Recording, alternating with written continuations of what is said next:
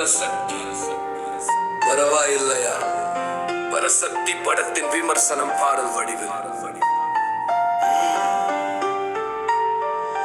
பரசக்தி பெருமையும் போராட்டமும் சிவகார்த்திகேயனின் சக்தி பிரகாசிக்குது. 90 சரக்களில் ஒரு கதை விரிகிறது.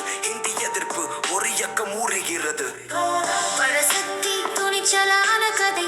சிவகார்த்திகேயனின் நடிப்பு குழுவை சுமக்குது. ரவி மோகனின் வில்லத்தனம் கண்கவர். ஸ்ரீலீலாவின் அறிமுகம் அழகிய தோற்றம்.